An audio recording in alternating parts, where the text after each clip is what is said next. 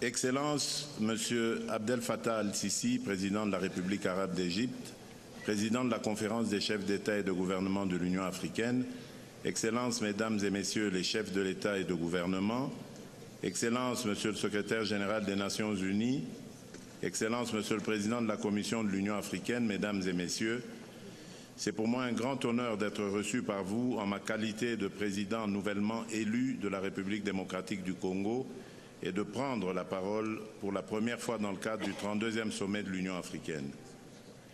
Avant toute chose, qu'il me soit permis de remercier le gouvernement et le peuple frère de la République fédérale et démocratique d'Éthiopie pour l'accueil chaleureux et fraternel ainsi que pour l'hospitalité qui ont été réservées à toute ma délégation et à moi-même depuis notre arrivée en terre abyssinienne.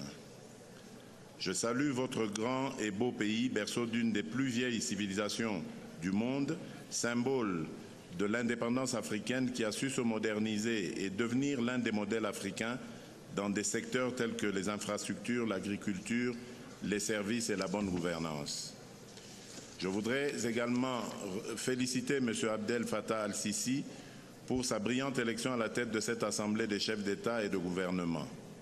Je suis convaincu que vos hautes qualités de leadership, l'attachement historique et avéré de votre pays, l'Égypte, aux idéaux panafricains, vous permettront de diriger efficacement notre organisation tout au long de votre mandat.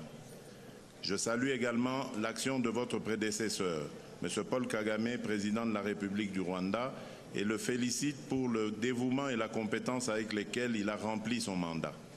À son actif, on peut notamment citer le pilotage de la réforme de la Commission, ainsi que son initiative pour assurer l'autonomie financière de notre organisation. Permettez-moi enfin de rendre un vibrant hommage à M. Moussa Faki, président de la Commission africaine, pour les efforts louables et inlassables qu'il ne cesse d'entreprendre pour défendre et promouvoir les objectifs et principes de l'acte constitutif de l'Union africaine. La République démocratique du Congo tient à réaffirmer son engagement à l'accompagner dans la dynamique qu'il entend poursuivre pour la bonne marche de notre organisation continentale. Excellences, Mesdames et Messieurs, il est un fait que la République démocratique du Congo se présente aujourd'hui devant vous dans un contexte particulier qui devrait, j'en suis persuadé, honorer toute l'Afrique. Ce contexte issu des élections qui ont eu lieu le 30 décembre 2018 consacre la toute première alternance démocratique et pacifique du pouvoir depuis notre indépendance et ce, dans le respect de la Constitution. Cette passation pacifique du pouvoir entre le président sortant et le dirigeant du plus ancien parti d'opposition a démenti tous les pronostics du chaos annoncés à l'issue de ces élections. Elle est la preuve de la maturité politique de notre peuple. À travers tout le pays, cette prouesse démocratique a été largement saluée par nos populations qui n'aspirent qu'à la paix. C'est donc avec un sens très élevé des responsabilités et conscient de la portée historique de cet événement pour le peuple de mon pays, patrie de Patrice Emery Lumumba, que je me présente devant vous.